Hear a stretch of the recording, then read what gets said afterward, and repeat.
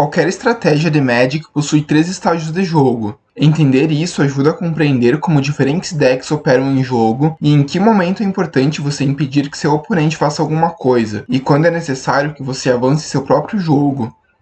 O primeiro estágio é quando você está sem mana o suficiente para conjurar a maioria das suas magias importantes. Quando você alcançar uma quantidade mínima de mana para conjurar as magias mais importantes do seu deck, você vai sair desse estágio para o estágio 2.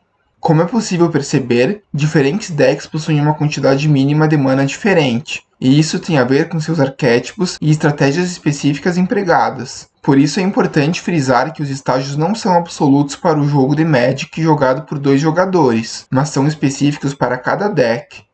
Você e seu oponente podem estar em diferentes estágios de suas estratégias devido ao limite de mana mínimo de cada deck.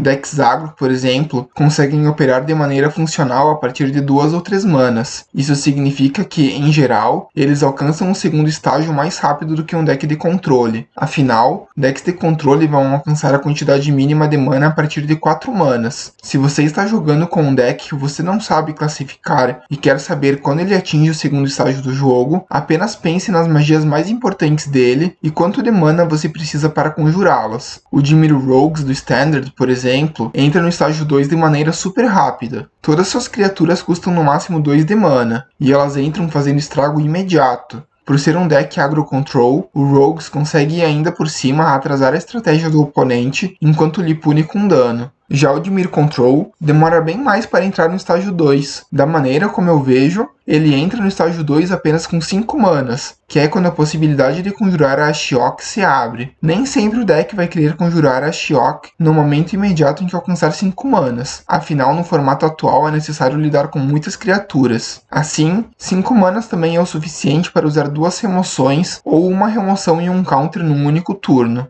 Isso pode acontecer também com 4 manas, mas nesse caso, seu counter precisa ser um counter de 2 manas, bem mais limitado que o Neutralize. E o Temur Ramp? Bem, o Temur Ramp é um deck de combo, e decks de combo querem sair imediatamente do estágio 1 e pular para o estágio 3, que é onde eles se veem confortáveis o suficiente para finalizar o jogo. Entender que há 3 estágios no jogo ajuda na construção de decks.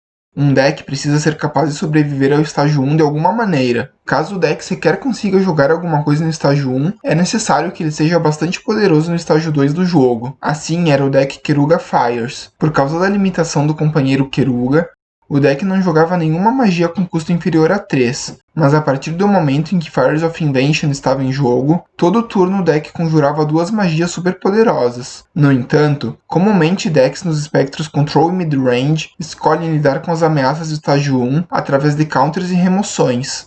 Enquanto isso, de novo, alguns decks combo não se importam com o estágio 1, pois querem ir diretamente para o estágio 3. O estágio 2 é definido basicamente por erros. É aqui que jogadores bons são separados de jogadores ruins. Quem erra menos tem a capacidade de avançar sua estratégia para o estágio 3. Pense bem, no momento em que você atinge a quantidade mínima de mana do seu deck, você não está mais preso a jogar apenas uma permanente ou instantânea pontual para impor um pouco de pressão ou aliviar a pressão que seu oponente está impondo. É aqui que as possibilidades se abrem e você tem mais o que fazer com sua mana. Se você tem uma mão cheia de cartas, podendo jogar entre 2 e 3 magias por turno, você precisa pensar muito bem em como vai jogá-las. Se trata de sequenciamento. Você precisa pensar em o que seu oponente pode fazer e jogar de maneira que o resultado seja o melhor possível para você. O estágio 2 é a parte do jogo com a maior quantidade de interação, pois você e seu oponente querem sair na frente para chegar ao estágio 3 e vencer o jogo.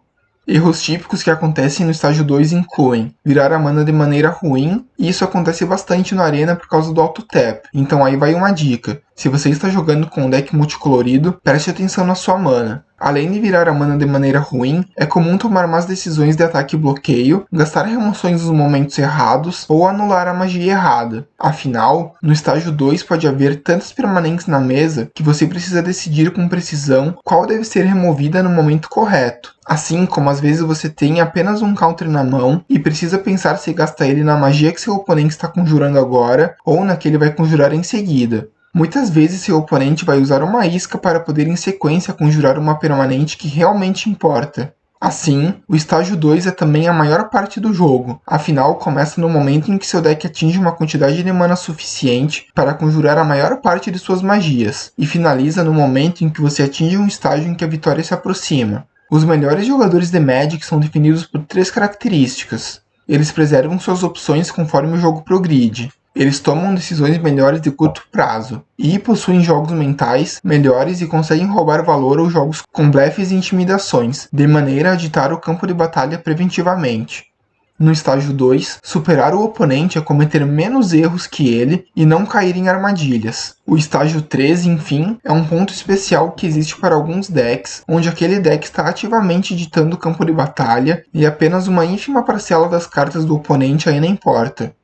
Diferentes estratégias chegam a esse ponto do jogo de maneira diferente. Um deck Control, por exemplo, chega ao estágio 3 quando consegue anular qualquer pressão do oponente e estabelecer base de mana suficiente para impedir qualquer avanço do adversário. Você com certeza já viu esse tipo de situação. O recente Sultai do Standard, e que agora joga no histórico, junta remoções e descarte com Planeswalkers e criaturas poderosas para avançar mais e mais a própria vantagem de tempo, até chegar a um ponto do jogo em que quase qualquer coisa que o oponente faça se torna irrelevante. O deck de Omnath recente, por ser um deck combo, pulava rapidamente o estágio 2 e ia para o estágio 3 num piscar de olhos através de suas mecânicas para gerar mana e comprar mais cartas. Decks agressivos ficavam para trás rapidamente, enquanto os decks de controle precisavam escolher com precisão com qual magia deviam lidar. Mesmo que Uro e Omnath tenham sido banidos no Standard, ainda temos o Temur Ramp. Ele passa seu estágio 1 rampando, enquanto no estágio 2 ele estabelece algumas pequenas ameaças ou defesas conforme as circunstâncias exigem, mas seu objetivo é pular imediatamente para o estágio 3 com Genesis Ultimatum. O Gru Adventures, por se tratar de um deck agro, busca vantagem logo nos primeiros turnos, querendo bater todo turno e arrancar a vida do oponente. Com 2 ou 3 manas, ele atinge o estágio 2 do jogo, e geralmente quando o Grande Círculo ou Brasolâmina entram na mesa, ele entra no estágio 3, e dita o ritmo do jogo sem deixar muitas opções para o oponente. Entendendo os estágios do jogo, você tem uma ferramenta a mais para ler suas partidas e perceber em qual estágio você se encontra em relação ao seu oponente. Algumas ideias sobre os estágios do jogo podem estar intuitivamente na cabeça de muitos jogadores, mas trazê-las para a superfície com clareza ajuda a pensar melhor quando se está jogando e estudando para se aprimorar. Por hoje é isto. Meu objetivo inicial era criar uma introdução aos arquétipos de Magic, mas eu percebi que para isso era importante entender com clareza os estágios do jogo, já que cada arquétipo se comporta de maneira diferente e atinge os diferentes estágios de jogo em momentos diferentes da curva de mana. Se você gostou deste vídeo, não esqueça de deixar um like e se inscrever para fortalecer o canal. Caso você goste do meu trabalho e queira me apoiar financeiramente para continuar trazendo conteúdo de qualidade, o link para o Padrim está na descrição. Você pode me apoiar a partir de R$1 por mês. Obrigado e até mais!